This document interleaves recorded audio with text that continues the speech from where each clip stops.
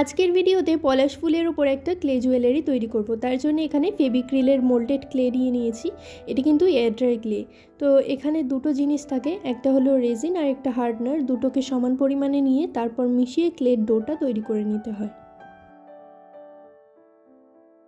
Hardener আর রেজিনটাকে খুব ভালোভাবে মিশিয়ে নিয়েছি আমি। এবার এটাকে মেশানোর পর একটা চৌকো বেস তৈরি করে নিচ্ছি। এখানে আমি ব্লেড ইউজ করছি, আপনারা চাইলে যে কোনো কাটার ইউজ করতে পারেন। তো এখানে যেহেতু চোকার তৈরি করব, চোকারের বেসটা আমি এখানে চৌকোভাবে তৈরি করে নিচ্ছি। আর এখানে অবশ্যই কিন্তু একটুখানি পাউডার ব্যবহার করে নেবেন, তাহলে নিচে লেগে যাবে না ক্লেটা। তো খুব ভালোভাবে চৌকো শেপটা দিয়ে নিচ্ছি আমি এখানে। তারপর এর ওপর একটা পলাশ ফুল তৈরি করব। এখানে আমি বেসের ওপর একবারেই পলাশ ফুলটাকে তৈরি করে বসিয়ে দিচ্ছি। আপনারা চাইলে আলাদা করে পলাশ ফুল তৈরি করে শুকিয়ে যাওয়ার পর বেসটা যখন তৈরি করবেন কাঁচা অবস্থায় বেসের ওপর কিন্তু শুকনো পলাশ ফুলটাকে বসিয়ে দিতে পারেন।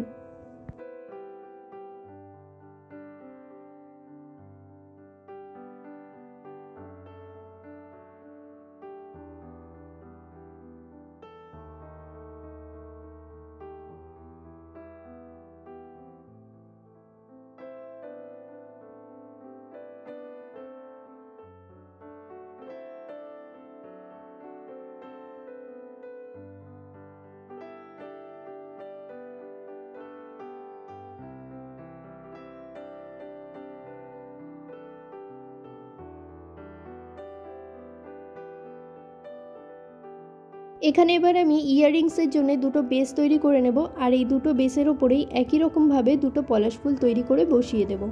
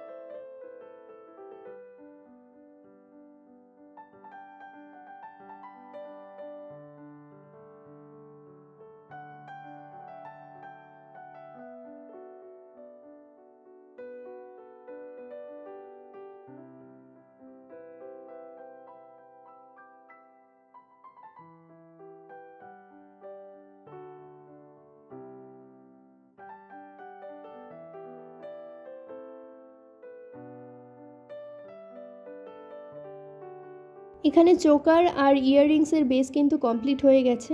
তো এবারে ছিদ্র করে নেব পেনের সাহায্যে, যেহেতু এখান থেকে টাসেলটা অ্যাড হবে।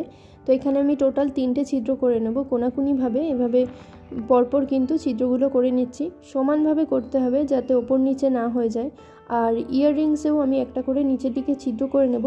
প্লাস এখানে চোকারের যে বেসটা আছে সেটার নিচেও একটুখানি ক্লে অ্যাড করে নিচ্ছি, যেহেতু এই জায়গাটা একটু শর্ট হয়ে গেছে। তো এই জায়গাতে একটুখানি সামান্য পরিমাণে ক্লে অ্যাড করে এখানেও একটা ছিদ্র করে নেব, এখানে যাতে জাম্পিং আর কড়ি অ্যাটাচ করা যায়।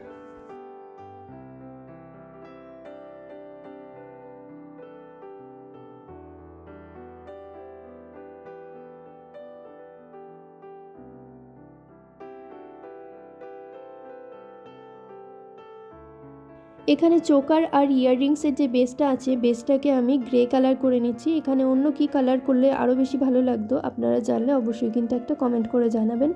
আর এখানে আমি অন্য কিছু বুঝতে পারছিলাম না কি কালার করব, তাই জন্য এই গ্রে কালারটাই ব্যবহার করছি। আর এছাড়াও পলাশ ফুলের যে কালারটা আছে সেই কালারটাও আমি ব্যবহার করব। পলাশ ফুলের কালারটা কিন্তু যদি তৈরি করতে হয় ভালোভাবে তাহলে অরেঞ্জের সাথে একটুখানি রেড কালার মিশিয়ে নিতে হবে, তাহলেই কিন্তু পলাশ ফুলের যে রিয়েল কালারটা সেটা খুব ভালোভাবে তৈরি হবে। তবে কোয়ান্টিটিটা বুঝতে হবে যে কোন কোয়ান্টিটিতে রেড কালারটা মিক্সড করলে অরেঞ্জের সাথে ভালোভাবে পলাশ ফুলের কালারটা তৈরি হয়ে যাবে। তো এখানে দেখতেই পাচ্ছেন পলাশ ফুলের ওপর আমি কালার করে নিচ্ছি। প্রত্যেকটা পলাশ ফুলের ওপর একই রকম কালার আমি ব্যবহার করব।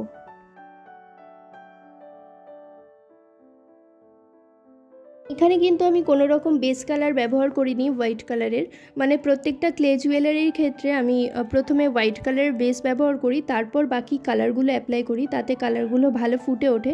কিন্তু এখানে আমার একদমই টাইম ছিল না হাতে, তো আমি সরাসরি কালারগুলো ব্যবহার করেছি, তাতে কিন্তু খুব একটা অসুবিধা হয়নি। তো আপনারা চাইলে বেস কালার ছাড়াও এই কালারগুলো করতে পারেন। দুই একটা কালারের ক্ষেত্রে এরকম হয় যেগুলোর ক্ষেত্রে নিচে বেস কালারটা না করলে কালারটা ভালো ফোটে না, তো সেই ক্ষেত্রে কিন্তু বেস কালার মাস্ট। তবে এই কালারটার ক্ষেত্রে খুব একটা অসুবিধা আমার হয়নি।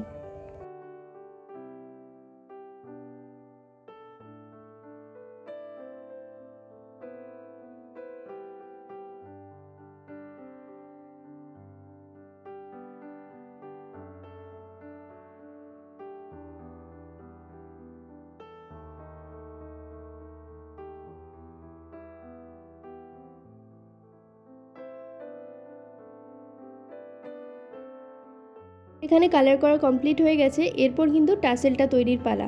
প্রথমে আমি ভেবেছিলাম চোকারের মতো টাসেল তৈরি করব, কিন্তু পরে একটা আমি অন্যরকমভাবে টাসেল তৈরি করলাম, যেটাকে হয়তো লহরি হার বা এরকম কিছু একটা বলে, আমি ঠিক জানি না।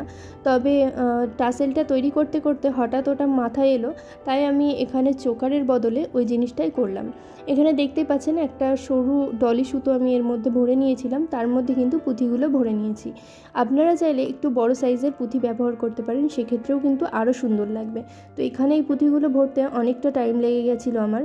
আর ওপরের যে পার্টটা আছে এই পার্টটাতে সবচেয়ে কম পুঁথি রাখতে হবে, তারপরের পার্টটাতে আরেকটু বেশি পুঁথি থাকবে, এবং সবচেয়ে শেষে যেটা আছে ওটাতে আরও বেশি পুঁথি ইউজ করতে হবে। এখানে আমি 3টে লেয়ার করেছি, আপনারা চাইলে 4টে থেকে 5টা লেয়ার করতে পারেন, সেক্ষেত্রে কিন্তু আরও সুন্দর লাগবে দেখতে। তো এখানে আমি সেট করে নিচ্ছি কীরকম লেন্থের আমার দরকার হবে, সেরকমভাবে সেট করে নিয়ে বাকি পুঁথিগুলো এখান থেকে খুলে বের করে দিচ্ছি। আর এগুলোকে খুব ভালোভাবে মেজারমেন্ট করে নিয়ে প্রত্যেকটা দড়িকে আমি একটা পুঁথির মধ্যে ভরে নেব, সেক্ষেত্রে একটুখানি বড় সাইজের পুঁথি আমি ব্যবহার করব। তো এখানে দেখতেই পাচ্ছেন আমি কিন্তু জুয়েলারি ওয়্যারের সাহায্যে একটা একটা করে সুতো এই বড় পুঁথিটার মধ্যে ভরে নিচ্ছি।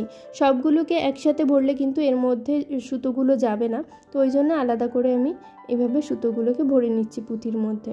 তো সমস্ত সুতোগুলোকে এইভাবে ভরে নেওয়ার পর দেখুন এই জায়গাটাতে এমনভাবে লক সিস্টেমটা তৈরি হয়েছে যে অটোমেটিক্যালি কিন্তু এই লহরির যে ব্যাপারটা, এই ব্যাপারটা কিন্তু অটোমেটিক্যালি সেট হয়ে যাচ্ছে। তারপর এই পুঁথির ওপর দিকে একটুখানি গিট দিয়ে নেব যাতে এটা খুলে না যায়, তারপর কিন্তু এটা টাসেল তৈরি করব। আর আপনারা চাইলে কিন্তু ব্যাক সাইডে যে এক্সট্রা সুতোটা আছে ওটা দিয়েই টাসেল তৈরি করতে পারবেন, তবে সেক্ষেত্রে এই পুঁথিগুলো ভরার আগে এখানে যে সুতোগুলো ব্যবহার করা হয়েছে, মানে ডলি সুতো ব্যবহার করা হয়েছে, সেটার একটু বেশি করে লেন্থ নিয়ে তারপর এই পুঁথিগুলো ভরে নেবেন, তাহলে ব্যাক সাইডে যে এক্সট্রা দড়িটা এখন আছে সেটা আরও বেশি সাইজে বড় হবে, তাহলে টাসেলটা তৈরি করতে সুবিধা হবে। তবে আমি এরকম টাসেল রাখবো না, একটু অন্যরকম করব, তাই জন্যে আরও একটুখানি কাজ আছে বাকি। আর এখানে ইয়াররিংসের নিচেও কিন্তু আমি জাম্প রিং দিয়ে কড়ি অ্যাটাচ করে নিয়েছি। এরপর দেখুন ব্যাক সাইডে যে দড়িটা আছে এটার ওপর আমি কিভাবে টাসেল তৈরি করি। প্রথমে কিন্তু একটা কটন বল ভরে নিয়েছি অরেঞ্জ কালারের। তো এখানে আমি ভেবেছিলাম একটা সাদা রঙের কটন বল দেবো, কিন্তু এখানে যেহেতু সাদা রঙের দড়ি ব্যবহার করছি তাই আর কটন বল ব্যবহার করছি না হোয়াইট কালারের। তবে আপনারা যদি একটা অরেঞ্জ কালারের কটন বল প্লাস একটা হোয়াইট কালারের কটন বল তারপর আরও একটা অরেঞ্জ কালারের কটন বল অ্যাড করতে পারেন, তাহলে কিন্তু আরও বেশি সুন্দর লাগবে। তো এখানে দেখতেই পাচ্ছেন আমি কিছুটা দড়ি নিয়ে এখানে টাসেল তৈরি করছি কিভাবে। এরকমভাবে কিন্তু আরও একটা টাসেল তৈরি করা আমি দেখিয়েছি, তো সেটা যদি কেউ না দেখে থাকেন গিয়ে দেখে নিতে পারেন আমার চ্যানেলে, তাহলে এটা বুঝতে আরও বেশি সুবিধা হবে। তো এখানে আঠা দিয়ে আমি দড়ি পেঁচিয়ে নেব, এই যে এক্সট্রা পার্টগুলো আছে এগুলোকে কভার করে নেব।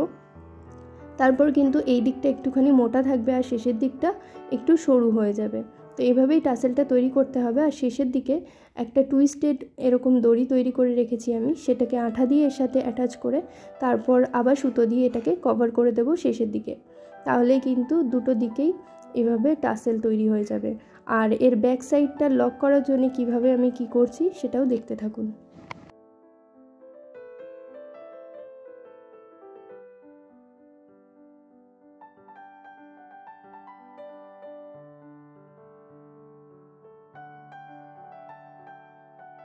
তো এখানে ব্যাক সাইডটা লক করার জন্য দেখতেই পাচ্ছেন যে কটন বল নিয়ে নিয়েছি। তবে কটন বলটাকে কিন্তু ঠিকঠাক সাইজে নিতে হবে, যেন লুজ না হয়, তাহলে কিন্তু ব্যাক সাইডে লক করতে পারবেন না। তো এখানে বাকি যে এক্সট্রা পার্টটুকু ছিল সেটাকে ভাঁজ করে নিয়ে আমি এভাবে এক করে নিয়েছি, মানে অনেকগুলো করে নিয়েছি। তাতে কিন্তু টাসেলটা একটুখানি ঘন লাগবে দেখতে। আমার কাছে যেহেতু বেশি হোয়াইট কালারের সুতো ছিল না, তো ওই জন্য আমি এখানে ব্যাক সাইডে যতটুকু লেন্থ এক্সট্রা ছিল সেটাকেই ভাঁজ করে ছোট একটা টাসেল তৈরি করে নিলাম। এটা কিন্তু আসলে একটা রিকোয়েস্টেড ভিডিও ছিল, পলাশ ফুলের ওপর একটা জুয়েলারি তৈরি করতে বলেছিলেন, তো সেই হিসেবে একটা জুয়েলারি তৈরি করছিলাম। ভাবলাম একটা চোকার সেট তৈরি করি। তো চোকার সেট তৈরি করতে গিয়ে হঠাৎ এই আইডিয়াটা মাথায় এলো, তাই এরকম একটা সেট তৈরি করে ফেললাম। তো এই ডিজাইনটা কীরকম লাগলো অবশ্যই কিন্তু একটা কমেন্ট করে জানাবেন, আর ভিডিওটা ভালো লাগলে অবশ্যই কিন্তু লাইক করে দেবেন। যারা আমার চ্যানেলে নতুন আছেন অবশ্যই চ্যানেলটাকে সাবস্ক্রাইব করে পাশে থাকা বেল আইকনটা প্রেস করে দেবেন। আর দেখা হচ্ছে পরবর্তী কোনো ভিডিওতে।